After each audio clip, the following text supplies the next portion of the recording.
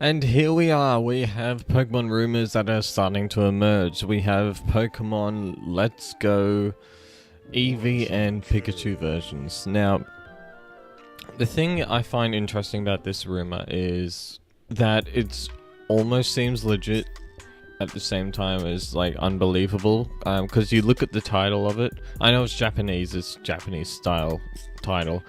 You think, well, I mean, that's a stupid name, of course, but you know, Japanese do sort of do names like that, and it can be translated completely different in to the West. Now, the thing about this rumor is the one who posted it was Emily Rogers, who was right about the Switch rumors and stuff, so she has some credibility. I believe her 50-50%. You know, she's wrong about some things during the Wii U era. Go look her up if you are interested. But the thing about this rumor is it's been posted by Cerebi. It's also been posted by Bulbapedia, which is the straight up encyclopedia for all things Pokemon. Anime, the mainline series, everything. Spin-offs and everything. So the fact that, and Cerebi, the thing about Cerebi is they never post anything about rumors, period. Like, you never see rumors on Cerebi, and the fact that they're posting it on the site now almost screams truth. Like, they might have some inside information or something, because it's definitely not like them to be posting that sort of thing. But you know, I'm not going to base my believability, you know, solely on the websites and that, you know, like Cerebi and that. As much as I trust them as a website for news source in Pokemon, I'm still gonna take this with a grain of salt. So this is supposed to be a Pokemon Yellow remake, which is, I mean, if it's true, I'm gonna talk as if this is true and not a rumor. Let's say it's true. So what I would want out of a Gen 1 remake, I would want Red and Blue, because it just feels traditional. I didn't think Yellow was as much as I don't know, it's just a nostalgia thing to me. I mean, I've played Yellow as well. I just prefer Red and Blue just because of how simple it is. The thing, like, I can't explain that, but splitting Yellow into two versions is a bit awkward. Yeah, having Eevee on the front of a cover is gonna be very grabbing to fans, especially the Japanese audience, because Eevee is probably the most popular Pokemon next to Pickacku. So that's something to consider, and I mean, that's great marketing and all. But the thing about this title is, it's not what I really want out of the mainline series on Switch. Now, the thing about the Nintendo Switch, it's been in development for probably 2 years minimum. Let's just say since Sun and Moon, they've been working on this game. The next Switch title. Not necessarily this, but the next Switch title. What was I gonna say? Yeah, so you think of Ultra Sun and Moon, you think, oh well, that was the next game. People were disappointed. I was disappointed. I mean, I wasn't like sad that Ultra Sun and Moon released, because I mean, that was just a placeholder game or a rest game for the year until they actually reveal the next Pokemon game or release the next Pokemon game on Switch, because, you know, more development time. They could just reuse Sun and Moon, you know, what they do with Emerald and stuff. And that's fine, because more development time on that. And, I mean, you need a lot of development time for Nintendo Switch hardware, because they've got no baseline to go off. They can't use assets from 3DS. I mean, they could. I don't know how that would work. But, you can't use, you know, the XY engine. You can't use the Sun and Moon engine.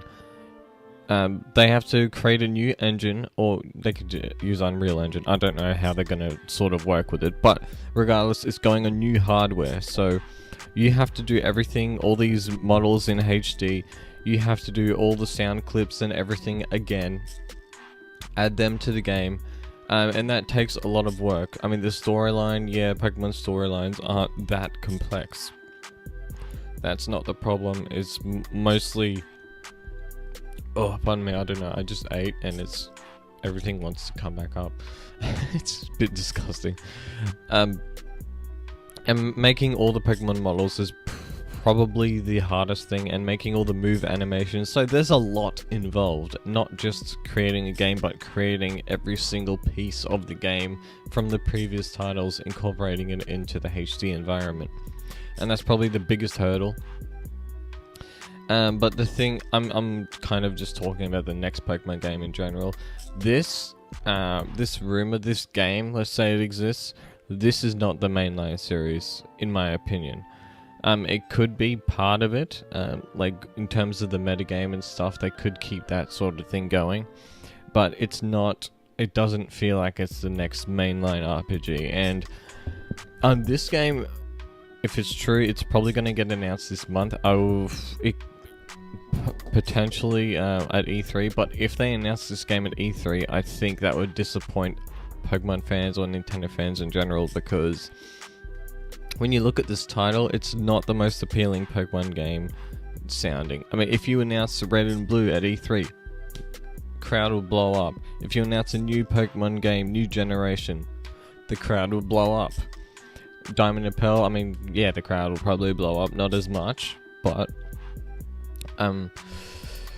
this is, I would say, this game is not the way to sort of hype up the crowd. I mean, Japanese audience will gobble this shit up. I don't know about the Western audience though. So, this releasing as a side game, I think could work well. If they release this as a main game, I'm probably not going to be upset, because regardless, Game Freak and Pokemon Company always do a good job with the mainline series. I enjoy every mainline Pokemon game, except for Black and White 2 and Ultra Sun and Moon. They're the only two games I don't really like in the series. And I've played them all. So, I mean, who knows? Who knows what they could do, but I'm pretty sure like they're gonna go all out with the next Pokemon game. So there's nothing to be disappointed about, regardless of the title, regardless of the generation. It should be good. Now, why they chose yellow over red and blue, I'm not sure, because nostalgia probably plays a bigger part than fandom Pokemon, as opposed to, let's put Pickacku on the cover, let's put Eevee on the cover. I think nostalgia is actually going to play a bigger part. As you see Pokemon Go, when you see Pokemon Go on mobile games,